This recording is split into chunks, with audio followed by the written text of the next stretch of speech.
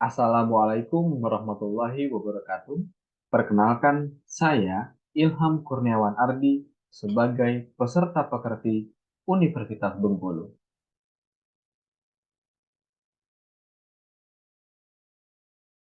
Oke, Bismillahirrahmanirrahim. Assalamualaikum warahmatullahi wabarakatuh.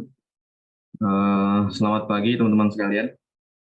Eh, kita ketemu lagi setelah UTS ya. Setelah UTS kita ketemu lagi perkuliahan hukum acara pengadilan tata usaha negara. Nah, yang sebelumnya materi itu banyak disampaikan oleh Prof. Iskandar ya, berkaitan dengan teori, kemudian juga serba-serbi mengenai berkas acara. Nah, untuk saat ini kita mencoba untuk mereview ulang dan juga saya pengen tahu eh, keberlanjutan daripada berkas perkara yang kalian buat ya. Nanti salah satu daripada kelompoknya, kan ada beberapa kelompok tadi di tiga kelompok kita ya.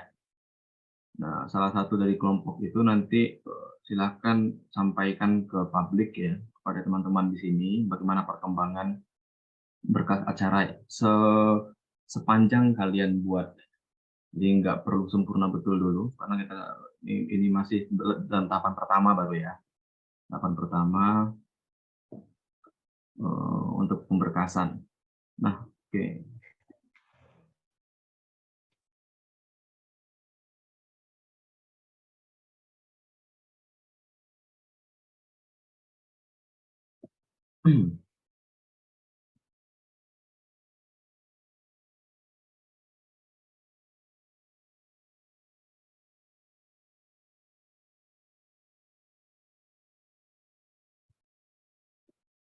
Oke, kita masuk ke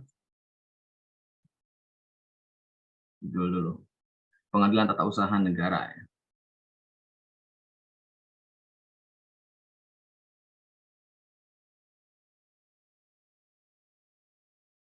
Nah, hukum acara PTUN itu sebetulnya kita ini kan 3 SKS ya, yang awalnya 4 SKS ini jadi 3 SKS. Kalau dulu itu praktik hukum acara petun itu jadi 2 SKS materi dan juga apa namanya 2 SKS untuk praktik beracaranya. Jadi sebetulnya enak yang dulu. Dulu itu bisa praktik, kemudian juga bisa praktik pembuatan berkas, bisa juga praktik kalian beracara di apa namanya di lab court-nya ya, di lab jadi kalian pakai jubah dan sebagainya. Cuman karena perubahan kurikulum, jadi teman-teman sekalian nampaknya ya, nanti akan memilih sendiri mau kalian pakai hukum acara PTUN atau hukum acara pidana atau hukum acara perdata, kemudian juga hukum acara Mahkamah Konstitusi itu berbeda-beda nanti. Jadi nggak seperti dulu apa namanya praktiknya ya. Jadi untuk perkuliahannya ya luring dan daring, kemudian juga capaian pembelajarannya sebetulnya itu kita pakai case study. Nah, ini banyak berkaitan dengan kasus-kasus yang aktual sebetulnya. Oke, ini berkaitan dengan RPS-nya ya. Kalau misalnya kita lihat di RPS-nya, itu kita sebetulnya dalam pertemuan 2 dan 3 ini sebetulnya ya, untuk berfokus pada pembuatan surat-surat dokumen. Dokumen itu dokumen apa aja? Dokumen berkaitan dengan praktik hukum acara pengadilan tata usaha negara. Nah, jadi nanti ada kaitannya ini dengan teori-teori yang akan yang kalian pelajari. Jadi ya, nanti dari teori itu dipelajari, kemudian juga nanti kalian praktekkan di dalam pembuatan berkas hukum acara. Nah, RPS ini sebetulnya kalian udah dapat RPS belum? Sebetulnya RPS itu kewajiban dosen ya untuk share ke kalian. Jadi kalian sebelum masuk kuliah itu sebetulnya udah tahu kira-kira gambaran apa yang akan kalian dapatkan ketika di kelas. Nah, sedikit sharing saja. per 2022 Desember akhir, sebetulnya kita Kemendikbud itu sudah mengubah pola pengajaran yang ada di kampus ya. Jadi dia menggunakan sistem outcome based project. Jadi pendekatan case study ya. Jadi kalian kuliah itu dosen bukan sebagai center learning lagi, tetapi jadi kalian menjadi pion-pion untuk menyampaikan materi pembelajaran. Jadi dosen itu sebagai fasilitator sebetulnya kalau di kurikulum baru. Jadi teman-teman sekalian itu yang sebenarnya mengambil alih kelas. Jadi sebelum perkuliahan itu dilaksanakan, itu teman-teman udah tahu tuh hari ini misalnya ya, besok atau misalnya minggu depan, kalian akan mempertanyakan apa, akan membahas apa, itu kan udah tahu. Dan kalian juga punya pertanyaan-pertanyaan itu langsung kayak implementasikan ketika hari kelasnya. Karena sudah ada di RPS. Jadi nanti perkuliahan selanjutnya itu boleh kalian sebelum kelas dimulai itu diminta dulu RPS yang para dosen pengampu. Jadi kalian udah tahu gambaran perkuliahan dari pertemuan pertama. Kalau misalnya dia 2 SKS itu 16 pertemuan ya, pertemuan pertama sampai pertemuan ke-16 itu kan udah tahu gambaran kuliahan yang akan kalian pelajari. Jadi udah gampang gitu. Jadi nanti. Oke, sebelum lanjut, saya pengen coba untuk brainstorming kawan-kawan sekalian ya. Jadi salah satu dari kalian silahkan dijawab ini berkaitan dengan ini. Apa hubungan daripada kedua bagan ini? Oke, silahkan salah satu. Ada yang mau menjelaskan? Terlebih dahulu kita sharing aja. Mau apa? Beranikan diri aja. Izin, Pak. Siapa itu? Izin saya, Pak. Oke, silakan. Oke, untuk KTUN dan PTUN. PTUN itu tempat di mana disidangkannya, Pak. Sedangkan KTUN itu merupakan subjek daripada hal yang akan disidangkan di dalam PTUN. Ini mohon maaf, Pak, sebelumnya karena kamera agak error. Kamera ya.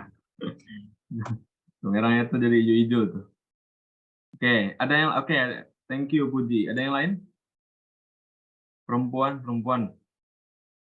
Satu buat menjelaskan bagan ini apa sih kira-kira hubungannya? Ada KTUN, kemudian juga ada PTUN.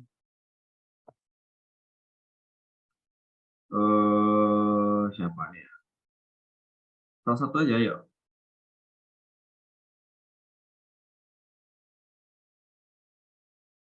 Tera, silakan Tera. Coba jelaskan aja menurut pengetahuan, sejauh mana pengetahuan kamu mengenai dua bagan ini. Tera Komaci, silakan.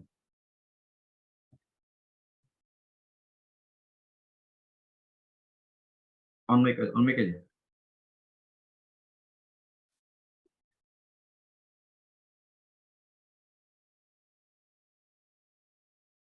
Halo, Tera.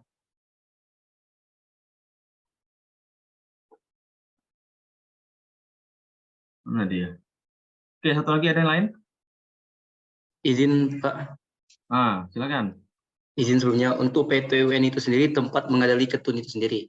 Sedangkan ketun merupakan objek, bukan subjek, Pak. Izin sebelumnya. Objek bukan subjek. Kalau ketun itu tempat ya. Tempat. Oke. Jadi kalian udah tahu sebetulnya ya, kalau dalam mata kuliah KTUN itu objeknya KTUN, ketun. Jadi hubungan kedua ini saling bersinggungan. Kalau misalnya tidak ada KTUN, maka tidak akan pernah ada PTUN itu sebetulnya. Ya, KTUN ini kalau secara historis ya, lahirnya kewenangan masyarakat, rakyat untuk menguji setiap tindakan atau perbuatan atau keputusan yang dikeluarkan dari pemerintah itu dulu ya, agar tidak terjadi kesewenang-wenangan, maka diberikanlah kewenangan rakyat untuk menggugat si pemerintah itu sendiri. Jadi ingat ya, ruang lingkup PT UN itu berkaitan dengan rakyat melawan kepada pemerintah dalam hal KTUN yang dikeluarkannya. Jadi nggak semuanya bisa dilawan.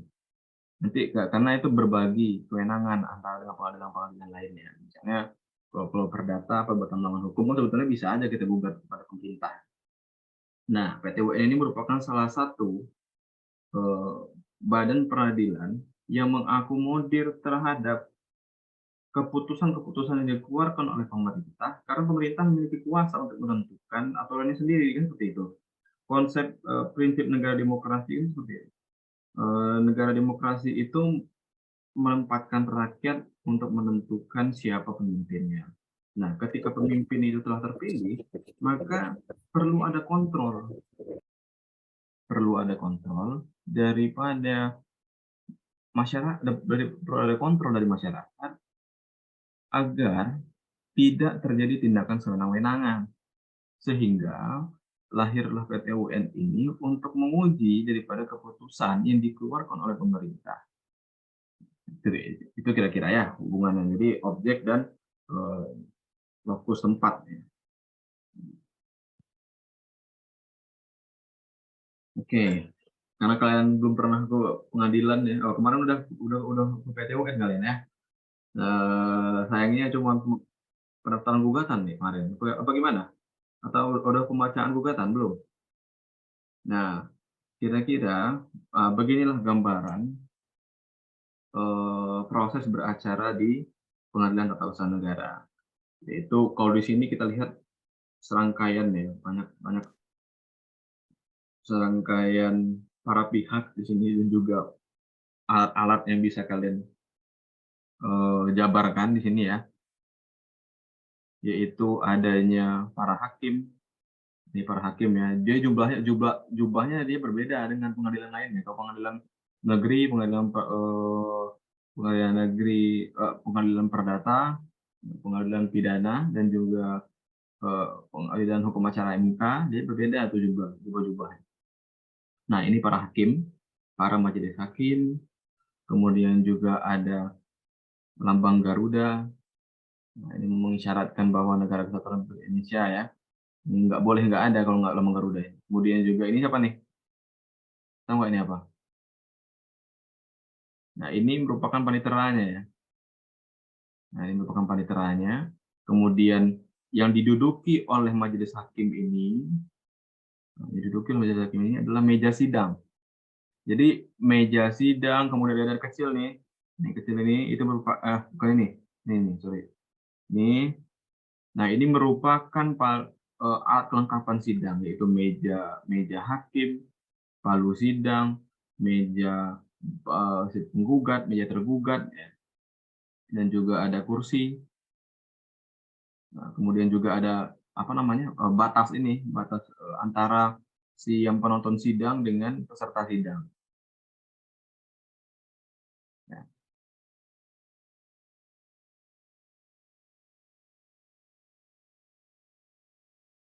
Oke. Nah, dasar hukum peraturan perundangan mengenai tata usaha negara itu sebetulnya ada 3 cuma ya. Cuma ada 3, yaitu Undang-Undang Nomor 5 Tahun 86 tentang Peradilan Tata Usaha Negara, kemudian perubahan pertama Undang-Undang Nomor 9 Tahun 2004, kemudian juga Undang-Undang Nomor 51 Tahun 2009. Nah, kemudian ada peraturan tambahan ini, dia berbeda ini. Tetapi ruang lingkupnya sama. Ruang lingkupnya sama. Ruang lingkupnya sama. Ini berkaitan dengan tata usaha negara. Ya. Nah, yang satu ini 30 tahun 2014 ini merupakan Undang-Undang Administrasi Pemerintahan.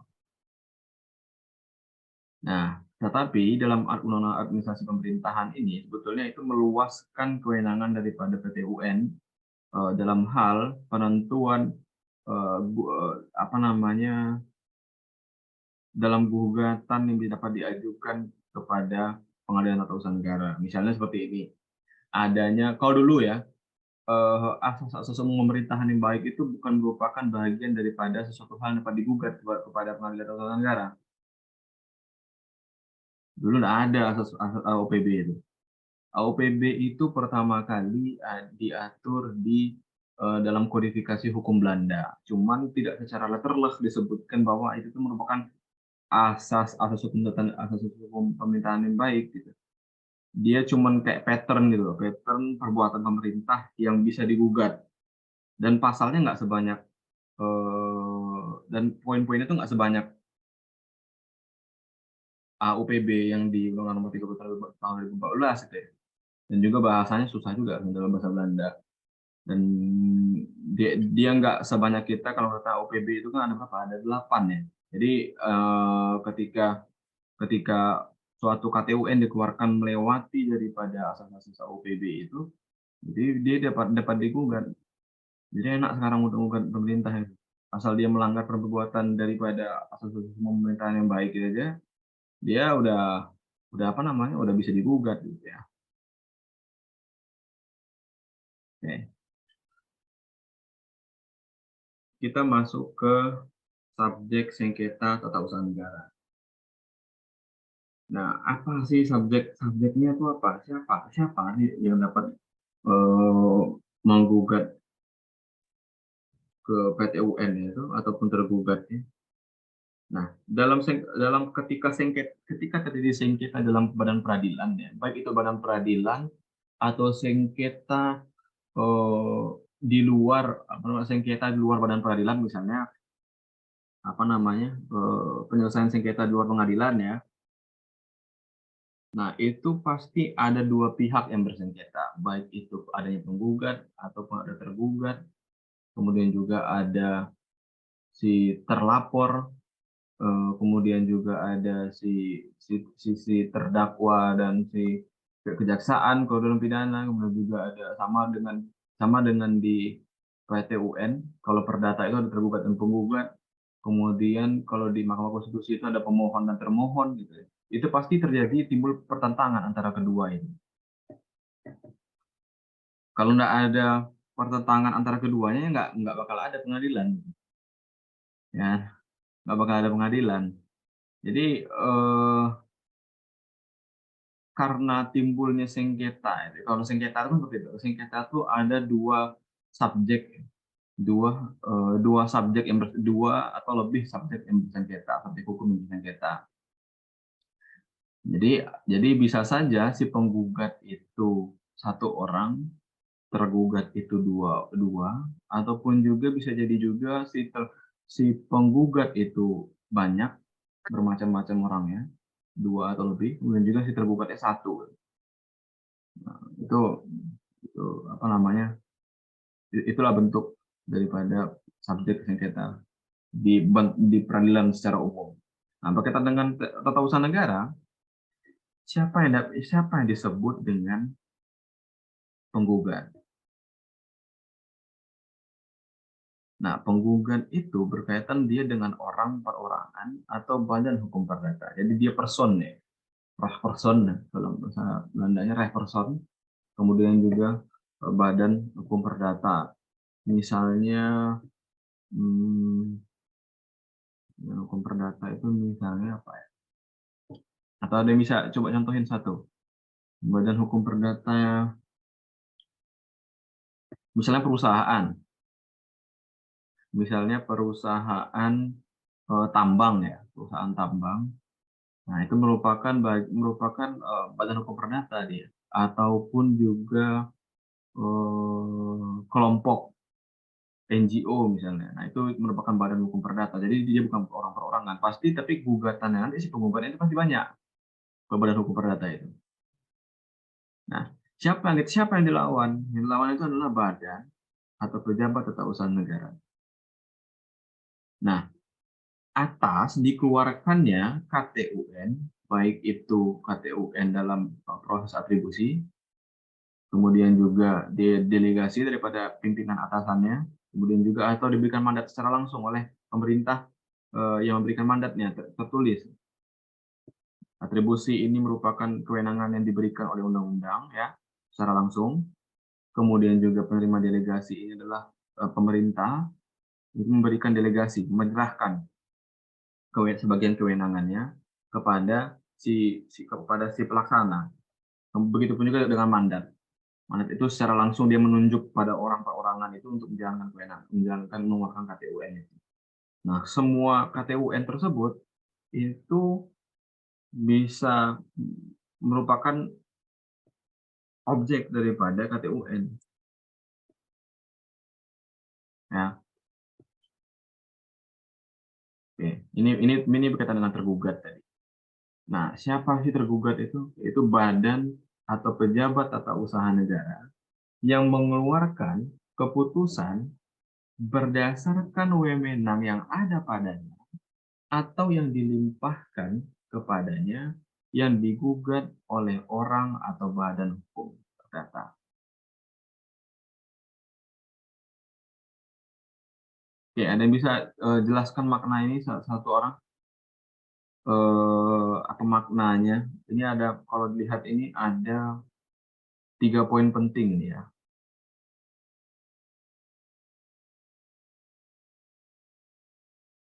Ya, ada 3 poin penting. Coba silakan satu orang. Apa maksudnya nih tergugat ini?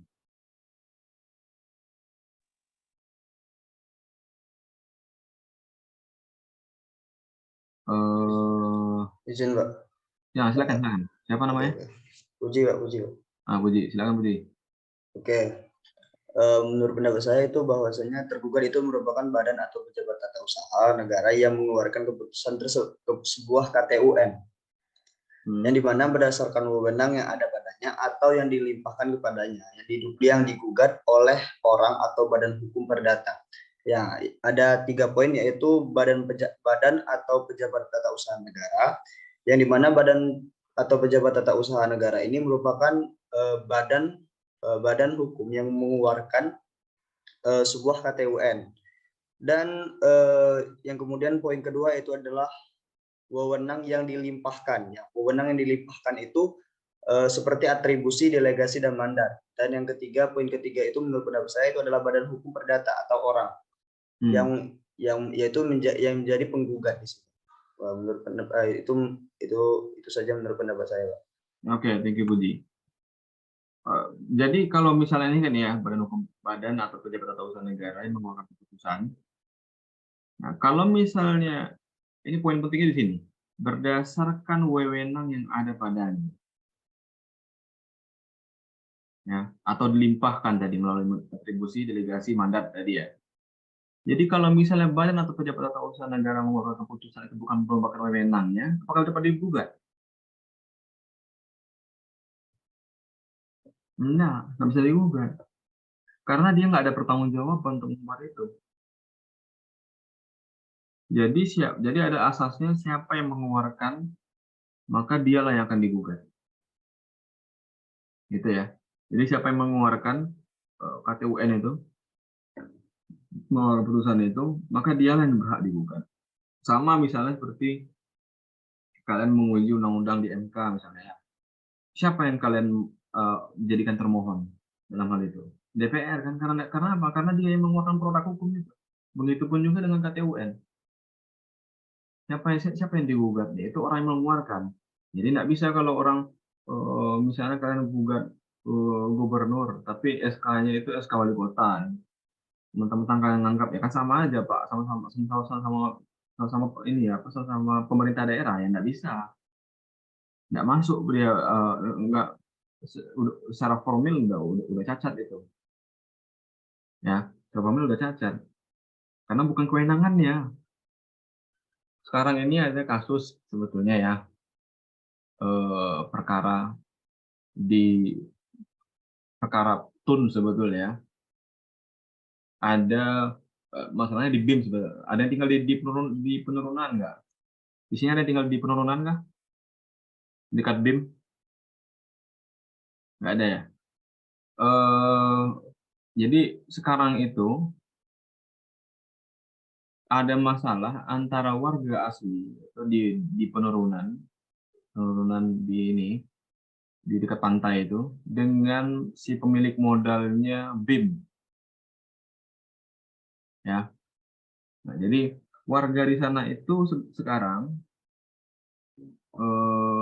dulu ada SK wali kota soal SK wali kota soal penetapan wilayah daerah ini daerah sengketa. Daerah itu sebetulnya sengketa gitu. Cuman belum selesai sama para pihak ini. Cuman karena warganya udah nolak-nolak terus karena tindak lanjutnya juga nggak ada gitu ya. Nah, kemudian ternyata SK tersebut berubah kewenangannya. Yang awalnya dari kota kemudian dikembalikan kepada gubernur. Ya, jadi sampai sekarang nggak selesai itu apa namanya kasus sengketa tun terhadap lahan di penurunan itu di pantai tempat orang jualan baju-baju daster-daster itu, nah di situ tuh. Nah itu lagi berperkara sekarang itu. Jadi si penggugatnya rencananya itu mau penggugat itu warga. Nah, jadi rencana mau menggugat si gubernur. Tetapi karena awalnya SK itu dikeluarkan oleh wali kota, maka mereka bingung untuk menentukan siapa yang kami gugat yang sebenarnya. Gitu. Karena BIM ini semakin lama semakin melebar dia ekspansinya. Jadi awalnya BIM itu cuma batas ini ya, nggak luas, kemudian diperluasnya kan kalau misalnya kan BIM itu kan pasti melewati parkir mobil baru gitu ya. Mobil baru itu kan melewati jalur baru. Gitu. Nah di daerah itu sengketanya sekarang. Nah itu jadi masalah itu sekarang. Baik itu gugatan secara perdata, gugatan melawan hukum yang dilakukan oleh BIM misalnya, ataupun juga TUN-nya berkaitan dengan SK yang memerintahkan bahwa adanya lahan itu, lahan sengketa itu. Oke, ini yang perlu jadi perhatian ya. Jadi siapa yang digugat itu siapa gitu? Yang digugat itu bukan orangnya, bukan Helminya, atau bukan Ridwan Muktinya, Ridwan bukan Jokowinya, ataupun juga bukan Ganjarnya, tetapi orang yang jabatan yang melekat daripadanya. Ketika dia disumpah dan dinyatakan sebagai pemegang kekuasaan di suatu daerah, sebagai kekuasaan pemerintah daerah, nah dialah yang memiliki hak dan tanggung jawab terhadap segala hal, baik itu gugatan yang diajukan kepadanya, gugatan tun ya, baik itu hak dan kewajiban lain yang dijalankan. Maka yang digugat itu bukan orang personnya, tetapi adalah jabatan yang melekat padanya. Jadi kalau nggak boleh kalian nanti kalau misalnya kalian buat gugatan, kalian sertakan nama ininya, nama gubernurnya, ataupun nama wali kotanya, ataupun nama rektornya, ataupun nama kepala dinasnya. Nggak boleh. Berarti nanti ada konflik interest tuh antara kalian dengan itu. Pasti nanti bakal dimarahin sama hakim kan? Pernah dimarahin hakim kan ya? Kalau dimarahin hakim itu pedih juga mulutnya. Ya. Jadi nggak dibenarkan dalam menuliskan nama pribadi dalam gugatan, sebab digugat itu adalah jabatannya, bukan orang perorangan. Ya, itu jadi perhatian kawan-kawan nanti buat surat gugatan. Oke, untuk sejauh ini ada yang mau ditanyakan dulu?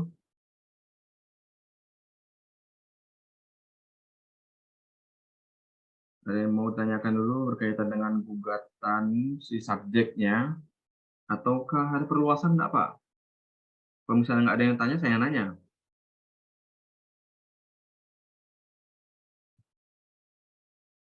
Nggak ada yang nanya? Oke, saya tanya ya. Saya kasih isu satu nih. Sekarang telah dibentuk Undang-Undang Ibu Kota Negara, ya IKN. Nah, yang mana si pemegang kekuasaannya itu adalah kepala otorita, ya, bukan gubernur, bukan wali kota, tapi kepala otorita. Nah, di dalam konsep pemerintahan daerah, jadi kan sebetulnya KPUN itu kan didasarkan daripada pemerintahan daerah ya, pemerintahan daerah misalnya ada kekuasaan yang diberikan oleh konstitusi atau memegang satu kekuasaan. Nah, jadi kedudukan ibu kota kedudukan kepala otorita dalam hal membentuk KTUN, apakah dia memiliki kewenangan untuk membentuk KTUN? Pertanyaan pertama itu, ya, pertanyaan pertama itu, apakah dia memiliki kewenangan untuk membentuk KTUN? Oke, yang kedua, kalau misalnya dia dianggap sebagai si tergugat daripada KTUN, maka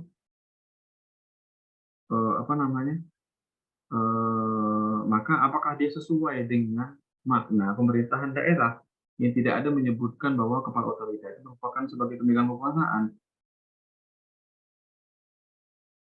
Oke, saya butuh 3 orang. Jadi pertama, apakah bisa nggak dia gugat? Bisa nggak dia jadi tergugat? Kemudian bagaimana kedudukannya dalam pemerintahan daerah? Coba Noval, Pak Ramadan. Ayo Pak, gimana Pak?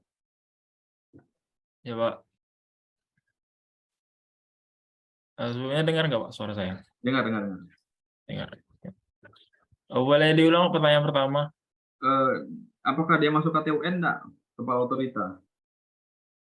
Jadi yang seperti yang Bapak sebutkan tadi kan yang memegang kekuasaan dari IKN tadi kan kepala otorita ya Pak. Nah, sebenarnya bisa karena dia memiliki kewenangan di sana Pak. Walaupun dia sebetulnya jabatan itu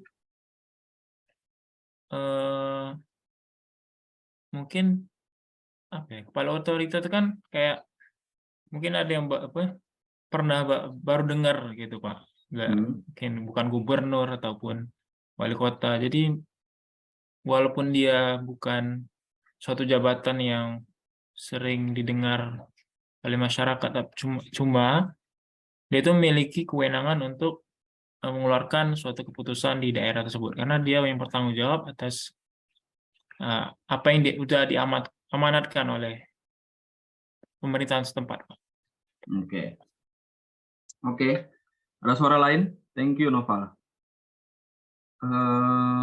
Ya butuh perempuan ini. Keterwakilan perempuan kita sedikit sekali di DPR. Masih nggak ada suara.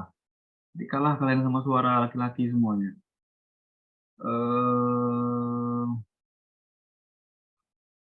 Dwi Arlena, gimana pendapat kamu soal isu yang saya ajukan? Kalau menurut saya Pak, bisa digugat karena menurut saya kepala otoriter itu sama dengan pejabat publik. Jadi dia bisa digugat Pak. Bisa digugat ya. Jadi mau bagaimana bentuknya pejabat itu, mau baru namanya atau enggak, atau istilahnya baru, atau namanya karena dia daerah khusus misalnya dia baru ya. Nah itu nggak menutup, tidak berarti dia nggak bisa digugat karena kewenangannya sebetulnya sebagai kepala daerah itu masih dipertanyakan. Tetapi yang menjadi objeknya di sini adalah KTUN yang dikeluarkannya. Ya, KTUN yang dikeluarkannya dia memiliki kewenangan nggak? Memiliki kewenangan. Jadi sebetulnya walaupun misalnya kepala otorita ini nggak ada disebutkan dalam konstitusi ya, konstitusi kan cuma menyebutkan pemerintah daerah aja kan. Di dalam undang-undang dasar itu nggak disebutkan kepala otorita. Nah cuma apakah dia sebagai pejabat tun? Pejabat tun.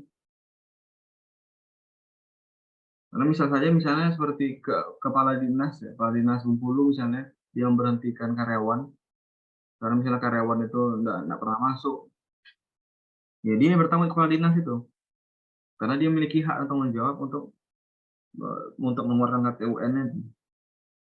Jadi poinnya di situ ya. Jadi bagaimanapun bentuknya, tetapi yang perlu menjadi concern utama dalam hal ini adalah KTUN-nya. KTUN-nya itu dikeluarkan oleh pejabat yang berwenang enggak? Ada kewenangannya enggak diberikan oleh undang-undang? Ada kewenangannya enggak? Dia masuk dalam kewenangannya enggak dalam menerbitkan KTUN ini? Nah Itu apa namanya yang jadi catatan penting. Mau diubah-ubah bagaimanapun juga nanti konstitusi tetap aja KTU untuk si pemegang kekuasaan yang bisa kita gugat.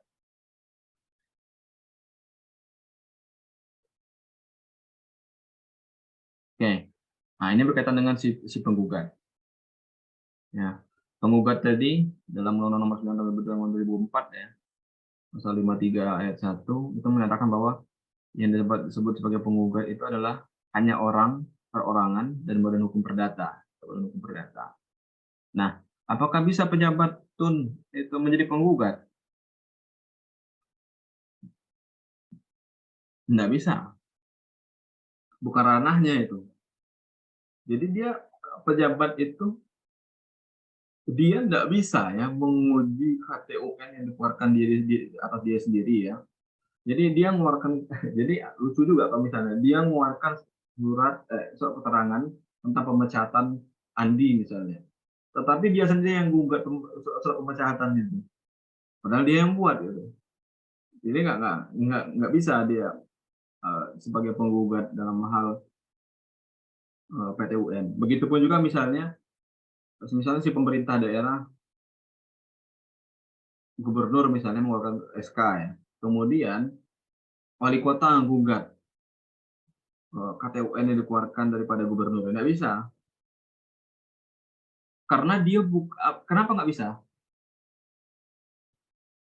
Kenapa coba? Karena apa namanya? Karena dia bukan masuk ruang lingkup daripada siapa yang berhak menjadi penggugat. Kalau misalnya dia penjabat, maka dia bukan ruang lingkup hak orang-orangan dan hukum perdata. Ya, dia si wali kota tadi adalah sebagai pejabat dia megangnya, kecuali misalnya dia menyatakan diri bahwa dia menggugatnya atas nama dia sendiri gitu ya. Tetapi nggak mungkin juga. Tapi nggak mungkin juga dia mengatasnamakan nama dia sendiri, karena ketika dia terpilih ya dalam pemilihan umum, kemudian dia terpilih menjadi wali kota, maka hak dan kewajiban dia sebagai pemerintah daerah itu melekat. Ini tidak bisa dipisahkan. Jadi ketika dia mau menggugat KTUN yang diterbitkan oleh gubernur misalnya, ya jangan dia yang gugat gitu. Jangan dia yang gugat, dia yang nyuruh orang masyarakat untuk gugat KTUN itu. Tapi nggak mungkin juga si gubernur, si wali kotanya gugat, karena KTUN itu nanti sifatnya kan dia berbeda. Tuh, sifatnya kan dia konkret individual final kan. Nggak mungkin juga KTUN itu dikeluarkan dan juga kena sanksinya si wali kota. Nggak masuk akal juga kan. Itu ya. Jadi dia ini poinnya. Hanya orang yang dituju atau terkena akibat KTUN dan karenanya ia merasa dirugikan. Ini dia. Jadi nggak bisa serta-merta misalnya yang dirugikan itu adalah Andi. Tapi karena kawan-kawan ini mikirnya, wah emosi dia, mengapa lah Andi dipecat kayak bos. Padahal kerjanya lo cuma gara-gara sakit, tidak ngabari sekali. Tiba-tiba dipecat. Akhirnya si Doni Rahmat itu gugat si kepala dinas misalnya, karena dia kesal karena kawannya diberhentikan misalnya kan, ya nggak bisa karena dia nggak ada konflik interest di sana, dia nggak ada kewenangan buat gugat karena dia nggak dirugikan ya.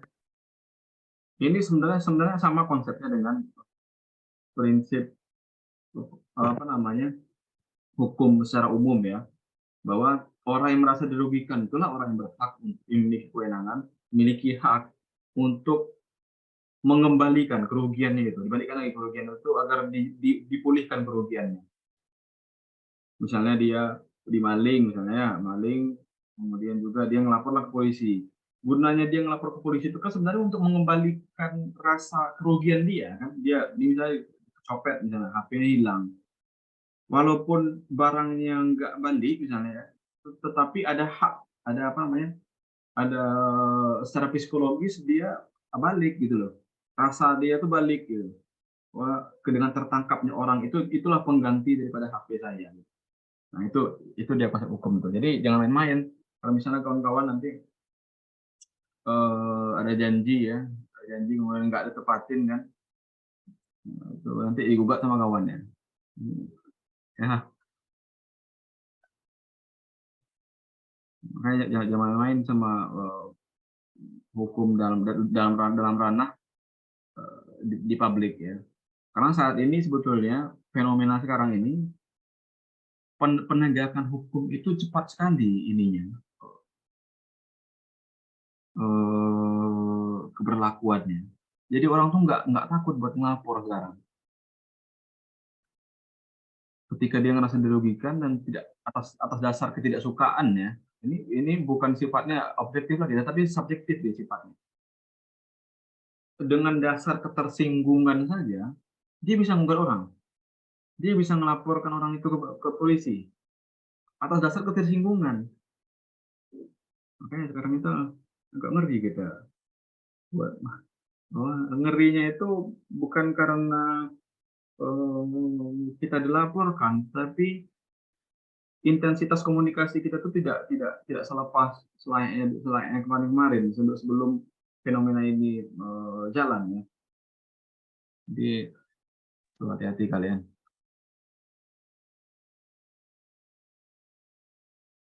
Oke, kita masuk ke gugatan.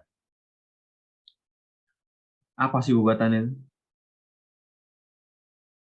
Ada yang bisa menjelaskan gugatan itu apa? Apa itu gugatan? Salah satu, coba Cikwita. Apa itu gugatan? Kalau menurut saya, Pak, gugatan adalah permohonan yang berisi tuntutan terhadap badan atau pejabat tun dan diajukan ke pengadilan. Gugatan bersifat tertulis dan dapat menggunakan atau tanpa kuasa hukum. Oke. Oke, ada thank you Cikwita. Ada yang lain yang menyederhanakan makna gugatan secara luas saja? Gugatan.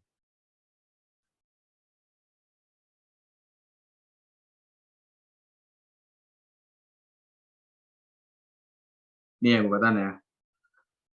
Jadi gugatan itu sebetulnya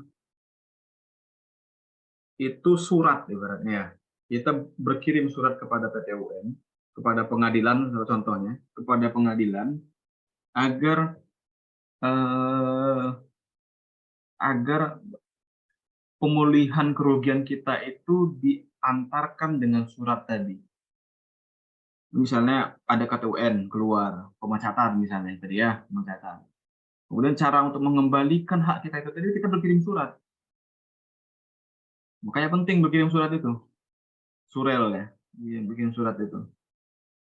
Jadi kalau misalnya kalian masih berkirim surat itu zaman sekarang jiwa poetry-nya kuat juga. Oke. Jadi gugatan itu adalah permohonan yang berisi tuntutan terhadap badan atau pejabat tun dan diajukan ke pengadilan untuk mendapatkan keputusan. Jadi tujuan kita untuk mengajukan gugatan, kita meminta kita menuntut si A. Dalam isi surat kan seperti itu. Jadi misalnya kalian berkirim surat, tapi nggak tahu daerahnya udah berbeda ya. Zaman saya juga udah semakin sedikit berkirim surat. Mungkin kawan-kawan di SD dulu pernah berkirim surat dengan crush-nya atau gimana. Jadi berkirim surat itu kita pasti ada sesuatu hal yang kita sampaikan. Ya, ada sesuatu hal yang kita sampaikan. Baik itu kita menuntut, misalnya kita menyatakan sesuatu, kemudian juga kita meminta sesuatu. Nah, itu merupakan tuntutan. Diajukan pada siapa? Kalau yang awalnya surat-surat itu secara langsung pada orang perorangan, nah ini kita pakai perantara. Kenapa pakai perantara? Pengadilan. Kenapa coba? Kenapa harus pakai pengadilan, Pak? Kenapa nggak langsung bilang aja ke pemerintah daerah itu atau pejabat itu untuk cabut putusannya? Orang merugikan saya, ya. Kenapa harus ke pengadilan? Pengadilan itu lahir karena udah nggak mungkin lagi kita minta ke si pembuat keputusan itu. Nggak mungkin lagi kita minta ke mereka buat Pak, tolonglah Pak, janganlah dikeluarkan PTUN, rugi aku Pak, misalnya seperti itu. Karena keterbatasan rakyat, Pak, ya, karena keterbatasan rakyat itu dalam akses komunikasi kepada si pejabat tadi, dan juga kalau misalnya kita minta kepada pejabat itu nggak akan selesai-selesai, akan digubris, ya, maka kita perlu bantuan pada pengadilan. Dan pengadilan dapat memaksa. Pengadilan itu dapat memaksa seseorang untuk mengikuti kehendaknya. Itu karena prinsip trias politika ya sebagai lembaga peradilan. Jadi dalam negara hukum itu setiap orang harus menghormati hukum dan juga setiap orang itu dapat dikenakan sanksi, dapat dikenakan hukum padanya. Jadi dia tidak boleh menolak ketika pengadilan memintanya. Maka itulah power sebagai judicial power. Nah, tujuan kita minta ke pengadilan itu, kita meminta sesuatu. Sesuatu itulah disebut sebagai keputusan. Agar gugatan kita itu, permohonan tuntutan kita tadi itu disetujui oleh pengadilan. Nah, seni kita meminta kepada pengadilan itulah nanti yang akan pelajari. Baik itu kalian nanti ketika kalian buat tugas ini, ataupun juga kalian nanti ketika kalian magang misalnya di kantor hukum atau misalnya di pengadilan negeri misalnya atau di pengadilan tata usaha negara, kalian magang di mana misalnya ya kantor hukum tadi ya. Nah, seni meminta meyakinkan pengadilan itulah kalian harus itu harus belajar. Jadi orang hukum itu enggak perlu jangan dia saklek kepada satu peraturan. Karena kalau dia saklek satu peraturan, saklek ke peraturan aja nanti dia enggak variatif bahasanya untuk meyakinkan seseorang, meyakinkan pengadilan ini untuk menyetujui tuntutan kita. Ya. Jadi nanti jadi saran saya nanti kalau magang kalian jangan magangnya yang ke Jakarta. Ya. Jadi magang langsung aja, magang langsung yang 2 bulan itu. Jadi kalian dapat betul praktik lapangannya seperti apa. Baik itu kalian magang di pengadilan, ataupun magang di kejaksaan nanti, ataupun magang di kantor hukum, ataupun juga magang di kantor notaris nanti misalnya. Ya. Jadi kalian bisa tahu nanti, kalian bisa minta ke mereka, Pak, Bu, saya pengen ini, saya tolong ajarin saya dong. Kalian terbuka sama orang hukum. Ya. Nah, karena ini berkaitan dengan permohonan tadi, kita berkirim surat kepada pengadilan, maka untuk menghormati pengadilan itu adalah sebagai suatu lembaga yang utuh, kita nggak boleh kita WA aja sama pengadilan itu. Pak Hakim, tolong dong ACC tuntutan saya, ACC permohonan saya dong. Ya nggak bisa. Kita main telepon, kita nyatakan bahwa saya memiliki kerugian, seperti itu. Dia harus jelas. Yang diminta itu harus jelas. Oleh karena itu agar tidak terjadi salah tafsir daripada pengadilan untuk menampung berkas acara yang dilakukan itu, maka gugatan itu sifatnya harus tertulis. Nggak bisa dia melalui telepon aja. Ya, dia harus tertulis. Jadi kalau misalnya orang nggak pandai baca tulis pun, dia minta tolong panitera, biar panitera yang buatkan, biar panitera yang nuliskan, biar panitera yang merumuskan gugatan yang akan diajukan. Ya, jadi itu pentingnya sebagai orang hukum itu penulisan. Penulisan itu penting. Penulisan itu menjadi tolak ukur orang hukum itu dalam menyatakan legal reasoning-nya. Jadi nanti kalau misalnya kalian jadi tim ahli atau jadi kuasa hukum misalnya ya, nanti pasti salah satu dari kalian atau salah 2, salah 3 dari kalian nanti kan menjadi kuasa hukum, jadi advokat misalnya. Nah, di situ akan kelihatan bahwa nanti kalian akan merasakan pentingnya memo, walaupun di kertas kecil itu ya, memo itu ya, memo. Kemudian juga akan merasakan pentingnya surat kuasa, kalian akan merasakan pentingnya surat gugatan itu, kalian akan merasakan pentingnya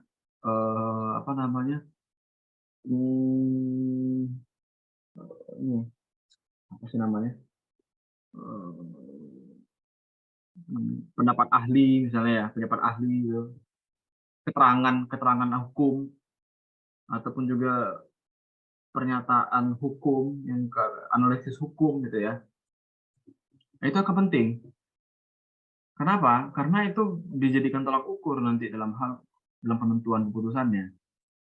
Dalam hal apapun, ketika kalian membuat berkas itu kan pasti ada yang kalian minta kan. Jadi itu sangat penting. Jadi mempelajari itu sebetulnya dimulai dari sekarang. Kalian coba membuat analisis hukum. Makanya saya minta kalian buat analisis hukum ya. Analisis hukum itu melatih kita untuk menunjukkan pola berpikir kita. Jadi gini, analisis hukum itu biasanya diisi oleh pertama kasus posisi biasanya, kasus posisi, kemudian juga analisis, kemudian juga kesimpulan. Dalam membuat legal reasoning itu ya. Jadi kalian harus tahu kasus posisinya seperti apa. Ketika kasus posisi ini ada, kemudian bagaimana caranya kasus posisi ini diselesaikan, dengan cara apa? Dengan cara analisis tadi.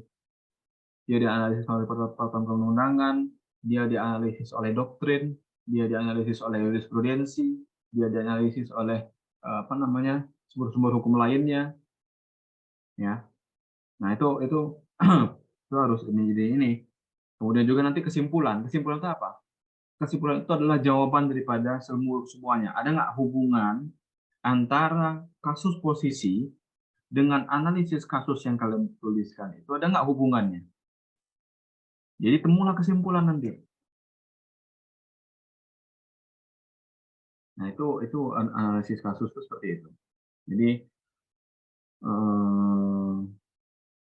membuat kita cara berpikir, cara pandang kita terhadap hukum itu lebih luas. Karena kita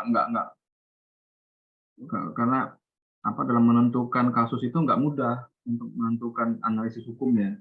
Karena bisa saja nanti ada peraturan perundang-undangannya baru, ada peraturan tertulisnya, ada peraturan pelaksananya, ada peraturan daerahnya ternyata, kemudian juga ada PTUN-nya ternyata. Nah itu kalian harus pelajari itu ya. Nah ini adalah rumus kemarin yang dalam hal KTUN. Ada yang udah ngerti atau ada yang belum ngerti? Coba satu orang jelaskan ini maknanya apa sih sebetulnya. Coba dibuka undang-undang PTUN ya. Coba silakan dibuka.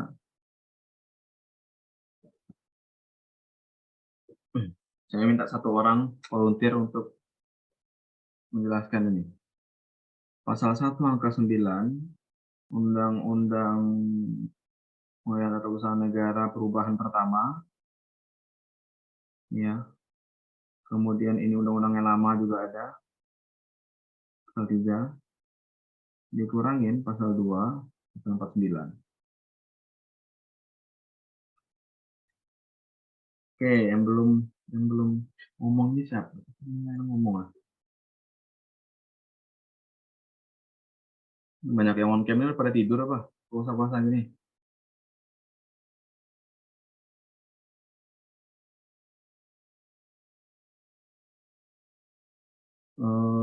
Coba Evi Vanias. Coba jelaskan ini apa namanya rumus ini.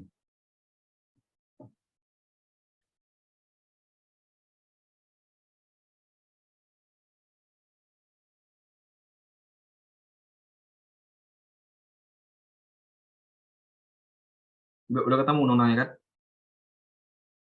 Open aja, mic-nya buka aja.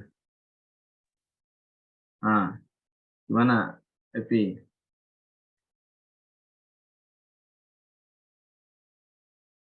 Nggak kedengeran suaranya. Apa karena plug in headsetnya?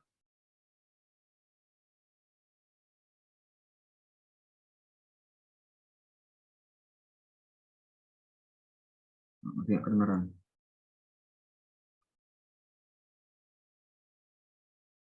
Coba dibuka, unmute. Nah, Kedengaran juga. Oke, yang lain. Adi silakan.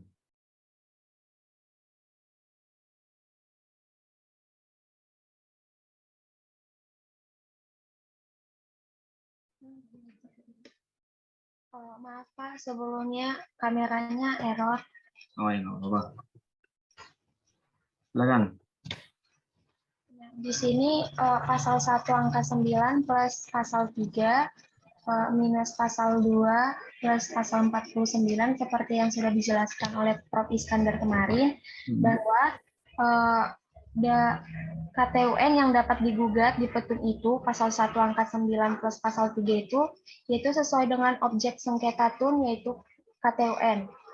Kemudian pasal 2 plus pasal 49 itu perbuatan dan tindakan yang tidak termasuk dalam KTUN, contohnya perdata dan pidana, yaitu terkait dengan contohnya terkait dengan keadaan atau SOP yang diciptakan. Nah, itu yang tidak dapat digugat di PTUN. Menurut saya seperti itu, Pak. Cukup sekian. Gimana tadi yang pasal 2? Pasal 2 itu yang perbuatan dan tindakan yang tidak termasuk dalam KTUN, yang contohnya perdata dan pidana, Pak. Yang tidak dapat digugat di PTUN. Oke. Pasal 49?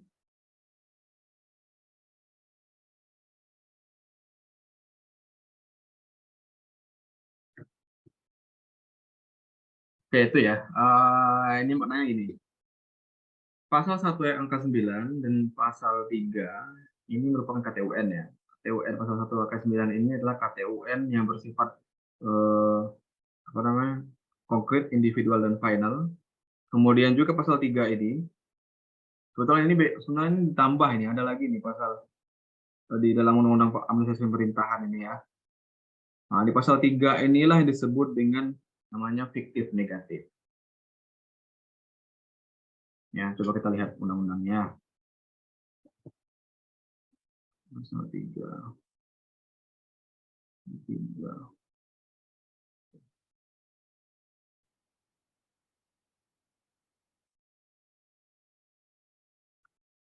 Kelihatan nggak di situ? Salah satu jawab, kelihatan nggak?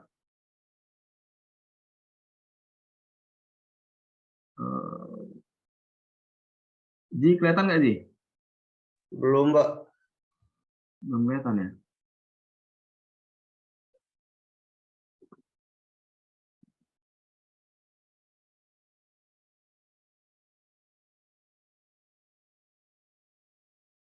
Nah, ini kelihatan nggak? Nah, ini. Udah, Kelihatan ya? Nah, ini dia. Ingat-ingat ya. Jadi dalam istilah KTUN itu ada namanya fiktif positif dan juga fiktif negatif. Ya.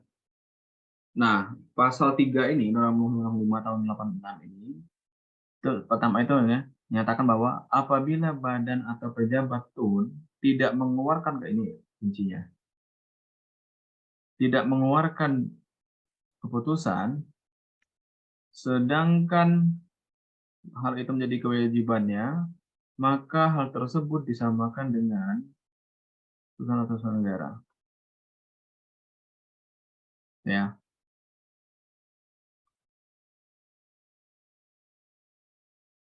Jadi dengan tidak mengeluarkan keputusan, sedangkan hal itu menjadi kewajibannya, maka hal itu disebabkan dengan putusan negara. Nah, maknanya ini apa? Ini disebut sebagai dengan juga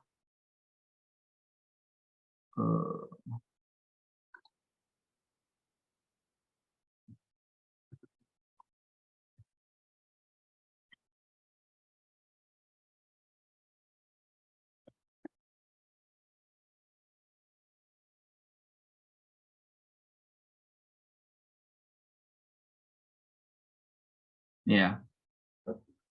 Ini ya masuk kategori KTUN fiktif negatif. Nah, kenapa dia fiktif negatif? Nah, dengan diamnya Ya, dengan diamnya pejabat tun itu, karena dia diam itu maksudnya dia nggak mengeluarkan keputusan. Tetapi padahal keputusan itu tuh sebetulnya wajib bagi dia untuk mengeluarkan. Misalnya ada misalnya dia gini ya, misalnya dia wajib mengeluarkan keputusan tentang penerimaan pegawai baru, ya pegawai rumah sakit umum daerah misalnya. Dan ternyata dia ini nggak keluarkannya nama-nama yang lulus jadi pegawai rumah sakit umum daerah itu, ya.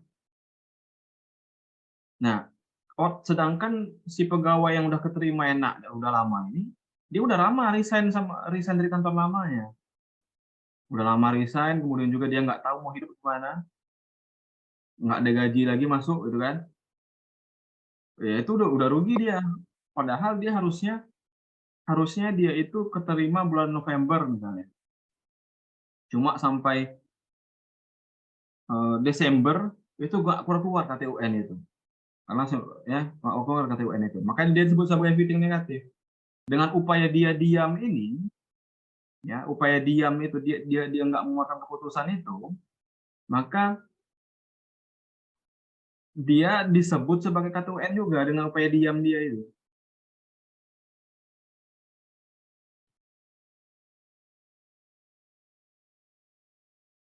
Ya, jadi dengan dia diam itu, dia dianggap menolak mengeluarkan keputusan yang dimaksud.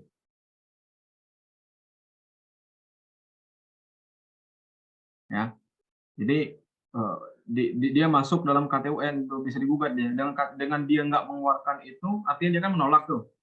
Misalnya dia tadi nggak mengeluarkan KTUN soal penerimaan pegawai ini, sampai lewat batas hari 90 hari ya. Nah, artinya dia itu dengan upaya dia diam nggak mengeluarkan KTUN itu artinya dia menolak KTUN itu.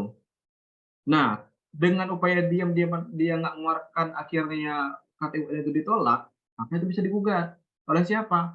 Oleh si pegawai-pegawai yang RSUD tadi yang diterima. Itu ya. Nah, begitupun juga dengan fiktif positif ya. Nanti kalian cari aja tuh fiktif positif dalam Undang-Undang Nomor 30 Tahun 2014 ya. Fiktif positif itu juga sama dia dengan sifat diamnya. Kalau ini kan pasal 3 ini kalau dia diam itu karena dia menolak ya.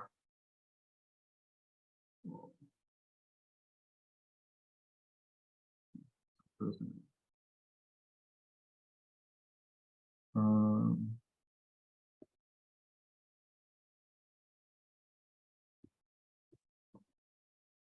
nah, dia diam itu sama dengan menolak.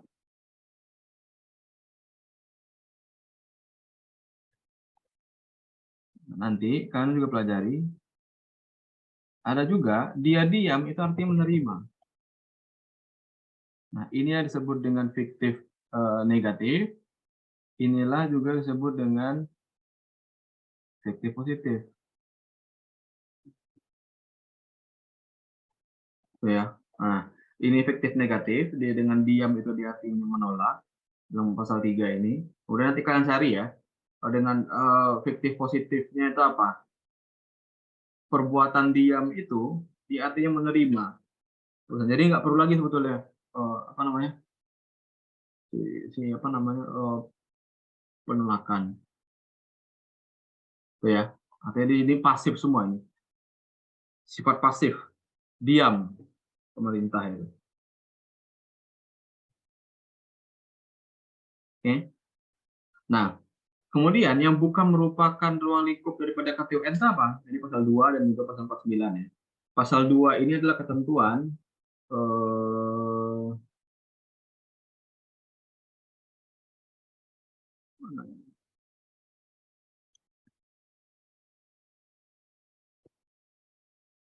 pasal 2. Nah, ini pasal 2 ya. Nah, KTUN yang merupakan kekuatan hukum perdata, kemudian juga dia bersifat umum ya.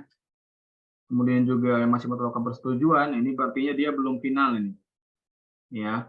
Ini artinya belum final, yang C ini, kemudian yang D ini dia dikeluarkan oleh dasarnya ke KTUN itu dikeluarkan karena kitab KUHP dan juga BW ya. kemudian juga KTUN yang dikeluarkan atas dasar hasil pemeriksaan badan peradilan, itu nggak masuk dalam ruang lingkup KTUN.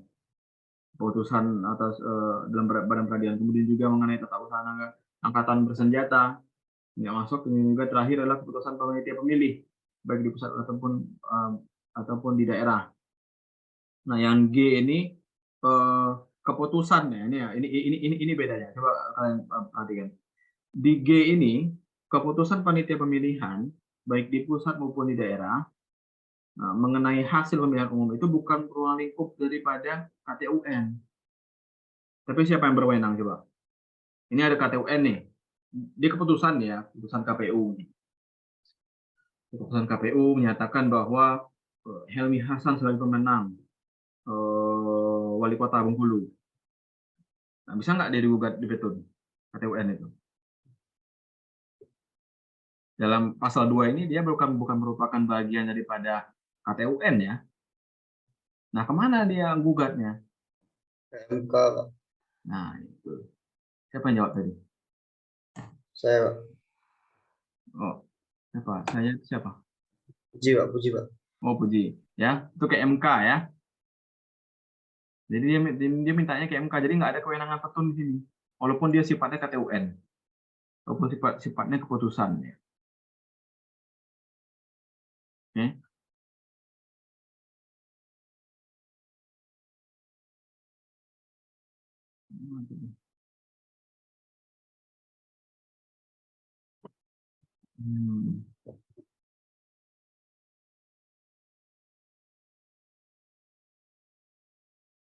Oke, ada yang mau ditanyakan dulu jauh ini?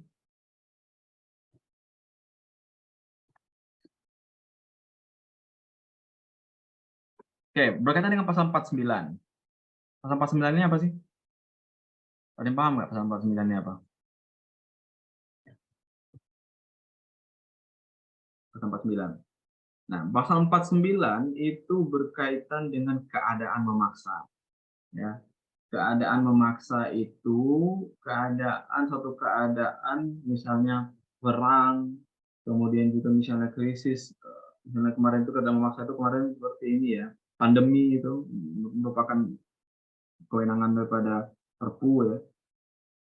Keadaan perang misalnya, ada keadaan perang itu menyatakan keadaan perang itu konstitusi si presiden yang menyatakan. Nah, ketika presiden menyatakan bahwa Indonesia darurat perang, ya, darurat, negara dalam keadaan darurat, apakah dia bisa digugat nggak keputusan yang dikeluarkan oleh presiden? Nggak bisa. Begitupun juga dengan ketika KTUN yang dikeluarkan karena pandemi kemarin. Bisa digugat nggak? Nggak bisa. Ini udah apa namanya? Ini udah parah ini, gitu kan? Udah parah keadaan negara ini. Kalau mau digugat pula ya gimana? Jadi perdebatannya nggak bisa untuk mengakomodir terhadap keadaan pada saat itu. Misalnya banyak orang sudah apa namanya, banyak korban meninggal perang, misalnya rumah sudah terbakar dan sebagainya. Tidak mungkin kita menggugat dulu putusan presiden itu menyatakan bahwa dia darurat perang. Enggak, mana jadinya? Ya, start not itu bahasanya, start not.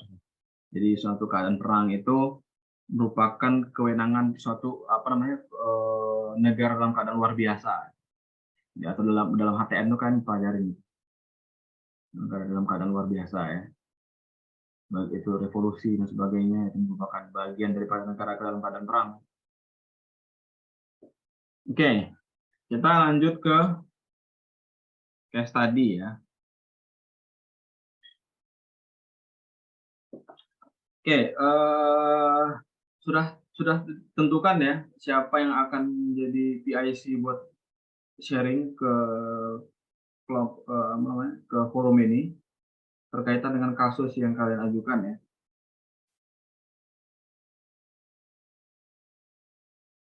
Nah, jadi kalian kan sudah diinstruksikan untuk membuat KTUN ya. Tentukan KTUN yang kalian tentukan sendiri. Kemudian juga kalian diberikan kewajiban untuk membuat berkasnya ya. Kalian udah sepakati kan? Nah,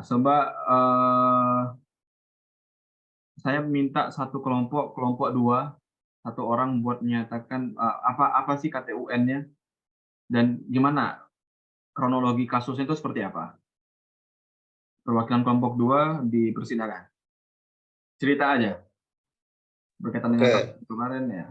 Oke, Pak. Saya izin sebagai perwakilan atau jubir dari kelompok 2. Untuk kasus posisi yang kami ambil itulah kasus posisi perkara Pengadilan Tata Usaha Negara nomor 13 laring G laring 2021 laring PTUN BKL Kota Bengkulu tentang pemberhentian Kepala Dinas Kesehatan Kota Bengkulu.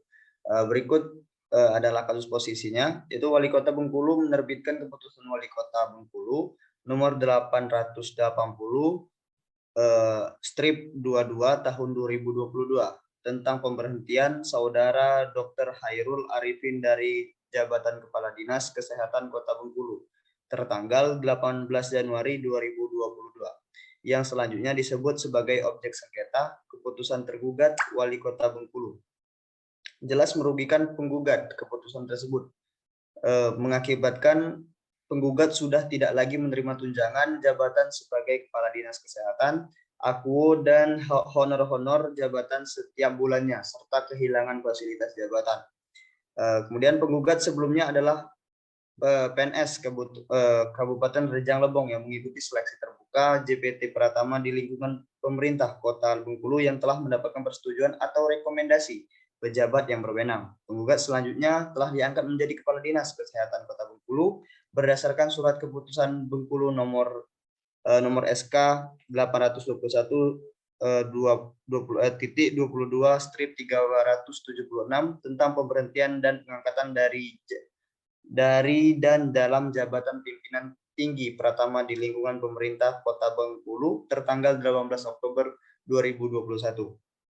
Berdasarkan keputusan Wali Kota Bengkulu nomor 880 strip 22 tahun 2022 tentang pemberhentian Saudara Dr. Hairul Arifin dari jabatan Kepala Dinas Kesehatan Kota Bengkulu tertanggal 18 Januari 2022, penggugat diberhentikan oleh tergugat karena untuk memenuhi permohonan pengunduran diri dari penggugat, sedangkan faktanya penggugat itu tidak pernah mengajukan pengunduran diri sebagai Kepala Dinas Kesehatan Kota Bengkulu, dan penggugat menduduki jabatan sebagai Kepala Dinas Kesehatan pemerintah Kota Bengkulu selama kurang lebih 3 bulan, yaitu tertanggal 18 Oktober 2021 sampai dengan tanggal 18 Januari 2022. Alasan tergugat memberhentikan penggugat dari jabatan Kepala Dinas Kesehatan Kota Bengkulu itu karena penggugat selama menjabat Kepala Dinas Kesehatan Kota Bengkulu yang bersangkutan telah melakukan perbuatan, ada 4 perbuatan, yaitu A. Tidak melaksanakan tugas kedinasan dengan penuh pengabdian, kejujuran, kesadaran, dan tanggung jawab, dan tidak merugikan integritas dan keteladanan dalam sikap baik di dalam maupun di luar kedinasan. B. Sebagai Kepala Dinas yang tidak menuntaskan kegiatan pengadaan di Dinas Kesehatan TA 2021 yang bersumber dari dana alokasi bidang kesehatan. C. Sebagai Kepala Dinas Kesehatan tidak mampu mencapai target program vaksinasi nasional. Dan yang terakhir itu adalah melanggar larangan, yaitu menyalahgunakan wewenang dalam menetap dan laring atau melakukan keputusan dan tindakan pada seleksi tenaga kontrak dengan perjanjian kerja yang didanai oleh dana BOK Puskesmas Kota Bengkulu. Namun faktanya keterangan dari si penggugat, segala tuduhan yang terdapat di dalam keputusan Wali Kota tersebut itu tidak benar, karena hal tersebutlah penggugat kemudian menggugat keputusan Wali Kota Bengkulu tersebut. Oke, thank you Puji. Berarti ini ada KTUN yang dikeluarkan oleh Wali Kota ya terhadap mantan Kepala Dinas berarti. Ya, mantan Kepala Dinas. Ya udah masuk ya. Berarti kan udah tahu alur kasusnya seperti apa. Nah, juga nanti kalian persiapkan ya. Kalian persiapkan petitum-petitumnya. Kira-kira kenapa alasan si penggugat ini fakta sebenarnya gitu ya. Fakta sebenarnya apa yang disangkakan oleh si Wali Kota ini nggak benar gitu loh. Nah, kalian harus mendukung itu. Kalian harus membuat petitum-petitumnya nanti. untuk memperkuat bahwa menyatakan bahwa kalian itu sebenarnya tidak salah gitu. Ataupun kalian juga keputusan yang dikeluarkan oleh pejabat ini tidak benar. Gitu ya. Oke, selanjutnya kelompok 1. Silakan.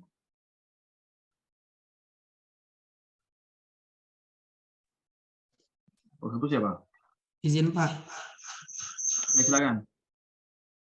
Jadi kasus posisi kami, sengketa tuntutan kami ini berdasarkan surat keputusan yang dikeluarkan oleh Wali Kota Bengkulu, yang mana itu tentang pencabutan izin usaha kedai kopi.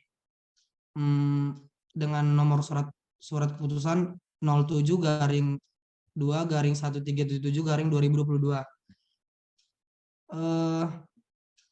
Dengan dikeluarkannya surat keputusan nomor 07/2/1377/2022 tentang pencabutan izin usaha tersebut, dirasa ketentuan pasal 20 Undang-Undang Nomor 3 Tahun 2016 Peraturan Daerah Kota Bengkulu yang telah dijelaskan untuk memberikan pemberitahuan secara lisan maupun tertulis, sehingga penggugat menganggap bahwa keputusan tersebut telah melanggar aturan prosedur yang berlaku. Karena peringatan yang diberikan oleh wali kota tersebut hanya secara lisan yang dilakukan melalui alat elektronik atau HP kan Pak. Kemudian peringatan yang tidak resmi, hal tersebut itu dianggap sebagai peringatan yang tidak resmi karena peringatan resmi itu kan dia harus secara tertulis, dan yang mana peringatan secara tertulis tersebut tidak sampai ke tangan penggugat ataupun yang izin usaha kedai kopinya dicabut. Yang kedua itu keputusan tersebut tidak tepat karena penggugat tidak menjual minuman beralkohol. Ya saya lupa menjelaskan tadi kenapa kedai kopi itu dicabut izinnya, gara-gara diduga bahwa kedai kopi tersebut menjual minuman beralkohol. Jadi keputusan tersebut dianggap tidak tepat karena penggugat tidak menjual minuman beralkohol di kedai kopi tersebut. Kemudian penggugat juga menjelaskan bahwa telah memiliki surat izin yang sah untuk membuka usaha, akan tetapi sejak dikeluarkannya keputusan tentang pencabutan izin usaha tersebut, kedai kopinya tidak dapat membuka usaha lagi. Dan yang ketiga itu penggugat merasa bahwa pencabutan izin usaha dilakukan secara tiba-tiba Pak, tanpa ada aba-aba yang jelas terlebih dahulu, seperti peringatan prosedur yang diberikan dianggap tidak resmi tadi, dan melanggar aturan prosedural. Dan yang keempat yaitu usaha kedai kopi Aroma ini merupakan sumber penghasilan dari penggugat kami yang menunjang kehidupannya, namun semenjak dikeluarkannya itu pencabutan izin usahanya, jadi dia tidak memiliki pekerjaan lagi. Terima kasih. Oke, thank you. Tadi nyebutin ada perda ya? Iya Pak. Itu perda apa? Perda nomor, bentar Pak. Nah gini, coba ini ya. KTUN, perda itu tahun berapa? Perda nomor 3 tahun 2016, tapi itu diperbarui Pak. 3 tahun 2016. KTUN itu keluar tahun? KTUN itu keluar tahun 2022. Ada perubahan perda itu enggak? Di perdanya perubahan. Bentar Pak. Coba yang lain, coba dijawab. Ada yang tahu nggak? Nggak, gini, saya gini. Perda itu tentang apa? Coba, tentang apa perdanya?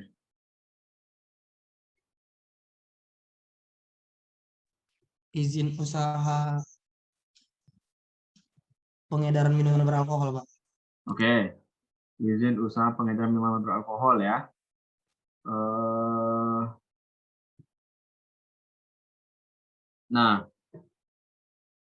Nah ini berarti agak berat juga kalian nanti analisisnya. Ini pasti si pemerintah nanti akan berkelit gitu ya. Nanti kalian ada kan bagi sesi ya, ada yang pemerintah, ada yang si penggugat ya.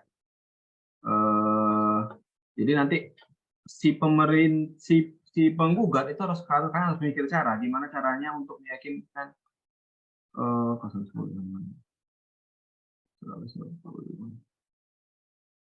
Nah, jadi kalian harus meyakinkan bahwa dengan adanya perda itu nggak masalah kalian mengedarkan minuman beralkohol. Jadi ya, dengan adanya perda itu kalian nggak masalah karena kalian sudah sah memiliki izin. Ya. Nah, yang dapat kalian ajukan itu sebetulnya Nih, misalnya kalian mengambil satu asas ini ya, ketidakberpihakan. Bahwa yang awalnya aman-aman saja, penjualan minuman beralkohol, kalian juga sudah punya surat izin pengedaran minuman beralkohol, kemudian juga selama ini sudah sah lah secara hukum bahwa warung itu, kedai itu daripada izin ya. Nah, terus dengan adanya perda ini, kan nggak mungkin perda itu, jadi ini ya konsep perda itu ya. Perda itu nggak mungkin 100% melarang, jarang. Kalaupun melarang pasti ada jangka waktu untuk pelarangannya, ada jangka waktu untuk penertibannya. Itu poinnya. Ya, jadi misalnya perda ini diberlakukan tahun 2016 misalnya ya. Nah, kemudian juga pelarangan ini kapan saja dilakukan dan juga ada nggak pelarangannya, ada nggak prosedur pelarangannya misalnya seperti itu. Ada nggak di perda itu? Kemudian kalian bisa pakai asas OPB ini, asas pemerintahan yang baik ini. Misalnya kalian tidak menyatakan bahwa pemerintah tidak berpihak kepada kami sebagai si penggugat. Karena apa? Toh banyak warung-warung lain ya misalnya ya, banyak warung-warung lain nggak kena dampak terhadap perda itu, cuma kalian aja yang kena misalnya. Atau misalnya dia menyatakan bahwa pelayanannya nggak ada. Pelayanan itu dalam hal misalnya kalian nggak ada SOP untuk SP misalnya, SP1, SP2, SP3 misalnya, nggak ada SP-nya. Kemudian juga pemberitahuan pun secara tidak resmi, misalnya pengaturan tertulis harus ada kop pemerintahnya, kan harus ada tanda tangan siapa pejabat yang mengeluarkan peringatan itu, harus jelas tuh. Nah, maka dia nggak ini dalam pelayanan yang baik dia nggak bisa menyatakan itu SP itu ada atau enggak. Bisa jadi SP itu bodong kan, fiktif. Sedangkan SK kalian dikeluarkan, sedangkan kalian dicabut SK-nya. Dengan ada SK itu kalian diberhentikan izin usahanya. Nah, apakah juga bisa kalian tanyakan nanti, apakah memiliki kewenangan si pemerintah ini untuk cabut? Jadi kewenangan mencabut izin usaha yang sebetulnya legal. Nah, itu bisa kalian pakai semuanya asas ini. Pilih salah satu aja. Jadi sifat ini walaupun dia asas, tapi dia dimaknakan secara normatif ya, OPB ini. Sebetulnya saya agak bingung juga awalnya. Dulu waktu saya belajar hukum administrasi itu waktu sama Bu Susi itu, saya bingung. Ini kan makna undang-undang ya. Ini makna undang-undangnya. Cuman ini kan dia sifatnya asas ya. Kalau asas itu kan dia nilai, bukan dimaknakan secara normatif kan. Nah, apakah dia bisa, apakah ketika melanggar ini bisa langsung kita gugat? Sebetulnya enggak, kalau asas seperti itu. Nggak bisa kita gugat satu persatu. Tapi kenyataannya bisa ternyata gitu. Ya, bisa ternyata digugat melalui asas ini. Nah, ini bisa jadi batu uji kalian ya, kelompok 2. Misalnya SP-nya nggak ada, ternyata SP-nya cuma di WA aja, kan nggak sesuai prosedur. Oke, kelompok terakhir. Silakan.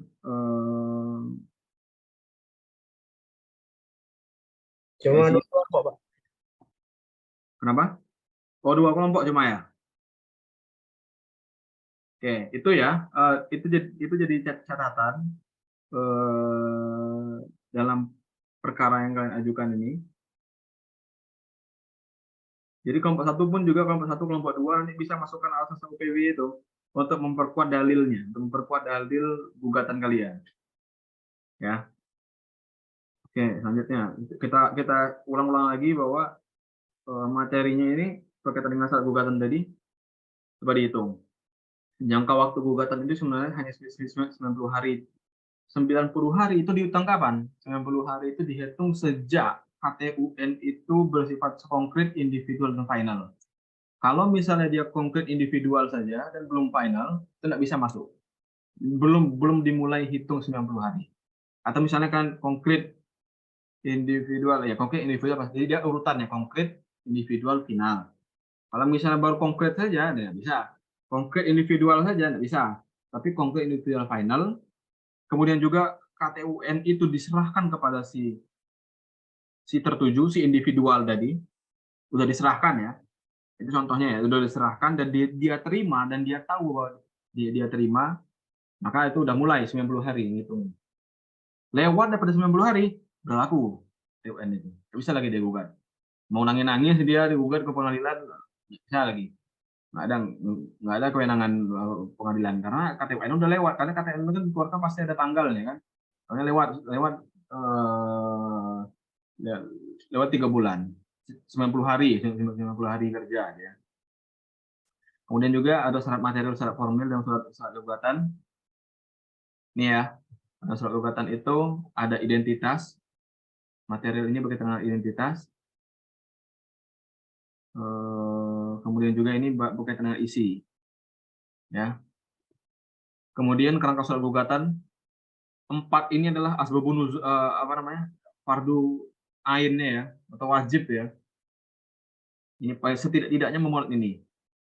Ada identitas. Identitas ini disebutkan harus ada identitas si pemohon, si penggugat, ya si penggugat. Nah, identitas ini dimasukkan juga di penggugat ini, dimasukkan nggak ada kuasa hukum atau enggak? Itu harus dijelaskan juga. Ya, harus dijelaskan juga ada kuasa hukumnya atau enggak. Kalau misalnya dia sendiri, ya sendiri aja. Gitu. Ya, identitas itu ada 2, identitas si penggugat dan identitas tergugat. Si penggugat, kalau misalnya dia pakai kuasa hukum, maka wajib disertakan tulisannya menyatakan bahwa dalam hal ini disebut sebagai penggugat. Kemudian di bawahnya sertakan identitas, misalnya wali kota Bengkulu, KTUN berapa misalnya ya. Nah, baru di bawahnya lagi disebutkan bahwa dalam hal ini disebut sebagai tergugat. Jangan lupa itu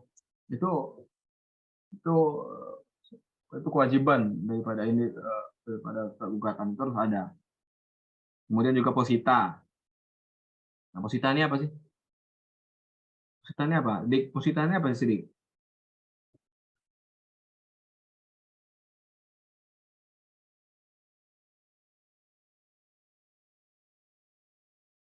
Apa, Dik? Mana sih, Dik nih?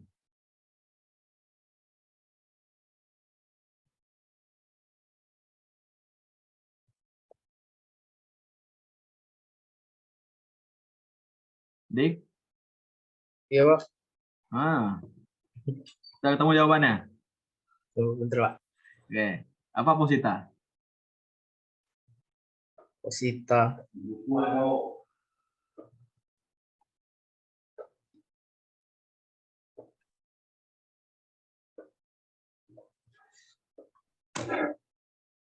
Posita itu isi dari gugatan, Pak. Isi dari gugatan. Oke. Isi dari gugatan maksudnya apa? Biasanya apa? Mengungkapkan fakta-fakta berkaitan dengan gugatan, Pak. Oke. Isinya fakta-fakta ya. Jadi nanti dalam posita itu kalian masukkan semua ya. Fakta pertama, biasanya kalau dalam posita itu kalian bisa masukkan pertama itu pasti berkaitan dengan KTUN yang keluar.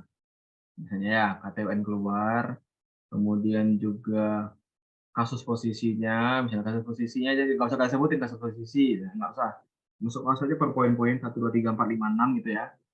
Kasus posisinya dibuat per poin bahwa pada tanggal 13 November 2022 telah keluar surat putusan nomor bla bla bla tentang pemberhentian kepala dinas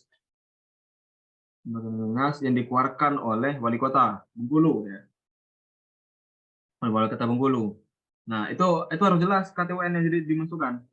Kemudian juga kapan tanggal keluarnya, kemudian juga nanti baru di bawahnya nanti disebutkan bahwa ada nggak alasan dikeluarkannya kenapa.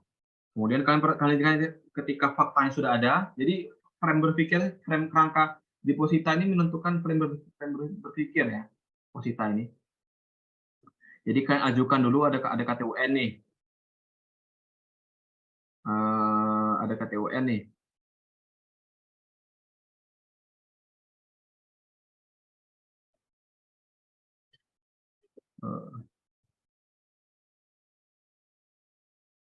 Ya, frame berpikir itu seperti ini. KTUN itu ada KTUN lahir, kemudian juga alasan KTUN, alasannya seperti apa. Kemudian kalian jawab dengan fakta. Faktanya. Faktanya seperti ini, seperti ini. Kemudian dibantah fakta ini untuk melahirkan bantahan.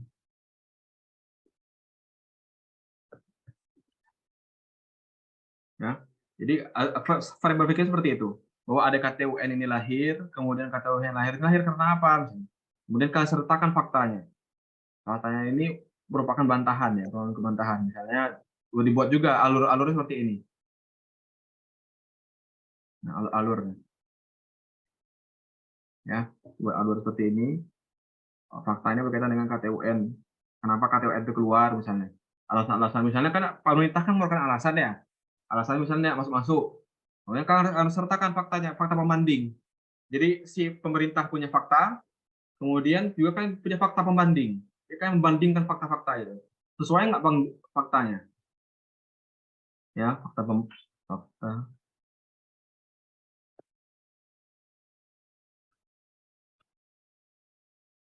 pembanding ya. Nah, itu baru lengkap dia nanti ininya. Kemudian juga petitum. Nah, petitum ini permintaan kalian apa? Ketika kalian sudah membantah, ini kalian membantah fakta pembanding daripada pemerintah tadi, pemerintah mengeluarkan SK. Kalian bantah, ternyata nggak seperti itu, Pak. Nah, ibaratnya.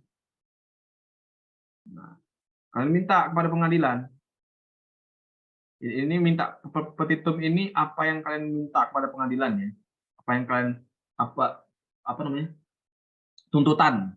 Petitum ini ada tuntutan. Tuntutan apa yang kalian minta ke pengadilan agar pengadilan dapat mengadilinya. Maka baru terakhir itu adanya penutup gitu ya. Penutup itu ditandatangani surat gugatan itu. Kalau misalnya dia sendiri ya sendiri dengan tangannya, ataupun ada juga surat gugatan itu misalnya kalian pakai kuasa hukum juga masuk di situ. Kuasa hukum, kemudian juga si penggugat. Tidak perlu si pemerintahnya yang tanda tangan. Ngapain? Nggak perlu tanda tangan. Jadi tanda tangan ini cuma kalian aja, si penggugat. Penggugat itu baik si penggugat sendiri dan juga kuasa hukum. Kalau nggak pakai kuasa hukum, si penggugat aja. Itu ya.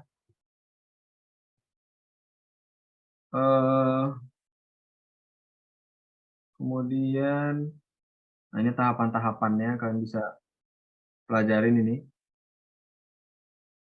Itu ada pemeriksaan persiapan, yaitu pembacaan surat gugatan, kemudian juga ini pemeriksaan persiapan ini terlebih dahulu ya. Jadi untuk memeriksa gugatan itu jelas atau enggak. Nanti kalau misalnya kalian, jadi jangan malu kalau misalnya nanti kan ketika ngajukan gugatan kepada pengadilan, ternyata gugatan kalian dikembalikan. Biasanya itu tuh kalian diminta revisi. Ya, kalian diminta revisi. Kalian diminta revisi, jadi nanti direvisi aja. Kemudian juga nanti ada ini skema-skemanya ya. Ada pembacaan surat gugatan.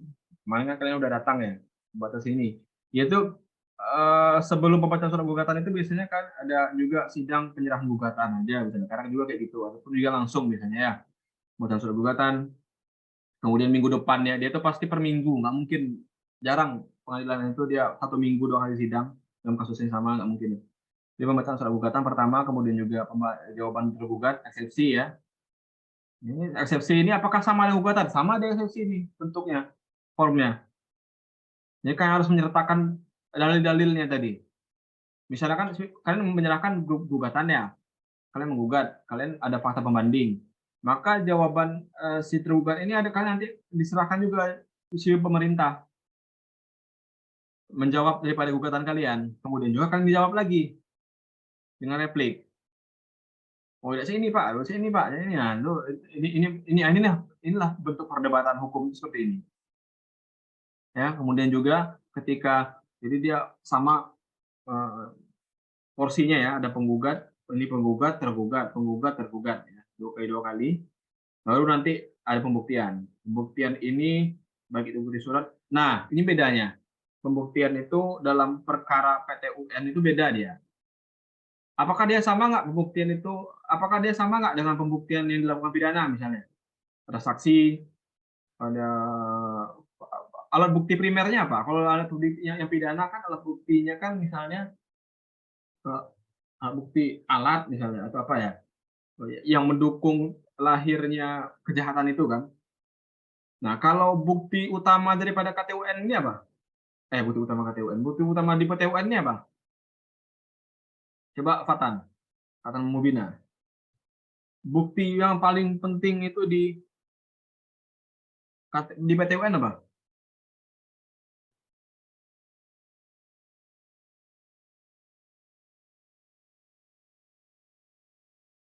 Fatan? Ada surat, Pak. Oke. Terus keterangan ahli, keterangan saksi. Oke. Ya itu kan sistem apa namanya macam-macam alat bukti ya. Cuman maksud saya yang menjadi poin penting daripada pembuktian di PT-UN itu apa? Cuma dua ini loh, bukti surat dan bukti saksi. Cuma dua ini paling penting. Sebetulnya yang paling betul penting itu adalah bukti surat. Misalnya tadi si kelompok 1 ya, ada nggak bukti suratnya? Ada nggak SP-nya? Ya, ada nggak SP-nya? SP1, SP2, SP3. Kemudian juga ada nggak bukti surat misalnya ada apa namanya? Ada perdanya nggak? Itu perda masuk bukti surat tuh. Baru nanti yang kedua bukti saksi. Bukti saksi itu misalnya gini, dalam kasusnya Zurdinata pada saat itu ya, ada yang orang kebayang nggak? Nah, kasusnya Zurdinata pada itu kan Zurdinata itu digugat ya karena ijazah palsu dianggapnya ya. Nah, jadi kasusnya itu waktu itu kan sekolahnya kebakar. Jadi ijazahnya kebakar, ijazahnya itu hilang, sekolah lamanya kebakar. Dan sekolah lamanya ini merger dengan sekolah lainnya, jadi satu sekolah. Jadi nggak ada lagi arsipnya tuh menyatakan bahwa dia ijazah sekolah di situ. Nah, dalam kasus itu yang perlu dibuktikan itu adalah suratnya. Ada nggak surat dia menyatakan bahwa dia betul dia sekolah di situ? Ada nggak dia sekolah? Ada nggak dia lulus di situ? Ada nggak dia sebagai alumni, terdaftar sebagai alumni? Nah, itu surat itu. Baru nanti bukti saksi. Bukti saksi itu misalnya tadi dalam kasus Zurdinata itu kawan-kawan angkatannya diajak jadi saksi, misalnya gitu. Atau kawan adik kelasnya atau kawan organisasinya gitu ya. Itu bukti saksi semua itu. Nah, itu merupakan ini alat bukti primer dalam hukum administrasi. Ya, bukan ahli dan sebagainya itu jarang sebetulnya. Cuman ini jadi primer ya. Oke, ini kemudian juga masuk kesimpulan. Kesimpulan nanti akan dibacakan oleh majelis hakim. Kemudian juga baru dia biasanya bersamaan, kesimpulan dan pembacaan putusan itu bersamaan. Ataupun dia satu hari. Jadi ini hari pertama pemeriksaan pendahuluan, hari kedua 1, 2, 3, 4, 5, 6, 7, 8. Ada 8 kali sidang dan jangan heran kalau 8 kali sidang itu bisa sampai 4 tahun 5 tahun. Ya, jangan heran dia bertahun-tahun sidangnya. Apalagi PT-UN di Bengkulu ini kadang sidang jam 8 pagi, baru mulai sidang itu jam 4 sore ya. Jangan kaget kalian misalnya kalian nanti datang ke Petun lihat fenomena itu.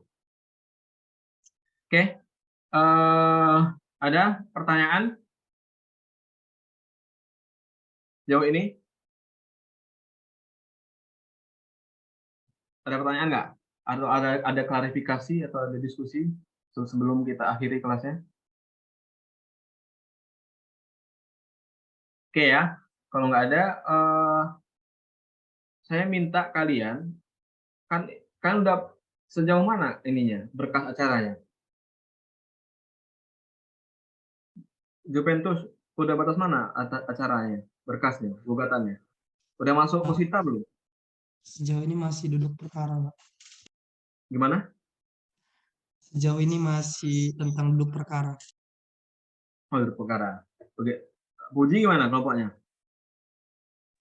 Biar Pak. Masih ya, masih sama seperti kelompok 1 Pak. Masih Oke, ya. menyusun.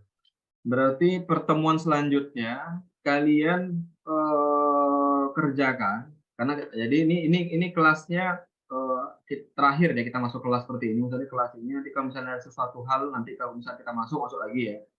Jadi saya pengen dalam 1 minggu itu kalian wajib coaching sama saya. Kalian sampaikan perkembangan berkas acara seperti apa. Kalau misalnya kalian nggak tahu, kalian tanyakan. Ya, dalam 1 minggu itu dalam 1 minggu itu dalam 1 minggu itu kalian wajib untuk menyampaikan pada saya perkembangan kasusnya yang kalian kerjakan, berkas acaranya ya. Jadi mau hari apapun itu kalian hubungi aja saya, nggak apa-apa. Saya mau ketemuan di kampus kayak atau mau ketemuan di luar boleh ya. Jadi saya nanti akan serahkan belangko penilaiannya. Jadi nanti ketika selesai kalian buat berkas acara gugatannya, nanti dilanjutkan dengan kalian membuatkan eksepsi ya, eksepsi refleks duplik. Jadi tugas kalian sampai 8 kali pertemuan selanjutnya itu, 7 kali pertemuan selanjutnya itu akan membahas tentang gugatan. Jadi jangan lama-lama di gugatan. Minggu ini misalnya gugatan, minggu depan kalian eksepsi, minggu depan kalian replik, minggu depan lagi kalian duplik. Kemudian baru masuk ke pembuktian dan juga kesimpulan. Ya. Untuk tabulasi informasinya dan juga bentuk-bentuk analisis seperti apa, gugatan berkas acara seperti apa, kalian bisa temukan di perpustakaan. Abang-abang kalian sudah menyelesaikannya terlebih dahulu, silahkan kalian jadikan pedoman, tetapi jangan jadikan copy paste ya. Ketik pedoman yang ada itu kalian sempurnakan. Kalau misalnya abang-abang kalian sempurna yang menyelesaikannya, kalian sempurnakan. Ini bukan untuk saya, tetapi untuk kawan-kawan kalian. Ini adalah bekal ya sebetulnya. Kalau kemasannya adalah bekal, betul bekal. Gitu. Jadi kalian nggak bekal untuk kalian nanti berpraktek di lapangan. Jadi kan nggak mungkin kalian semuanya di beberapa orang ini nggak ada jadi advokat kan atau jadi hakim nanti kan. Nanti tanggung jawab saya sebagai guru kalian berdosa saya nanti kalau misalnya kalian nggak manfaatkan ilmunya. Oke. Jadi pertemuan ini, jadi nanti saya kabari lagi kalau ada pertemuan ya. Tapi kalau misalnya nggak ada pertemuan, jadi pertemuannya kita ganti dengan coaching per minggu. Silakan hari apa saja, mau hari Senin, Selasa, Rabu, Kamis, Jumat, Sabtu. Sabtu, Minggu, 1 minggu itu kalian mau Zoom juga nggak apa-apa. Pak, Bang, kalau mau Zoom nggak apa, Bang? Nggak apa, ya lah kita Zoom ya. Apa? Yang penting kalian 1 minggu itu wajib ada progres ya. Oke.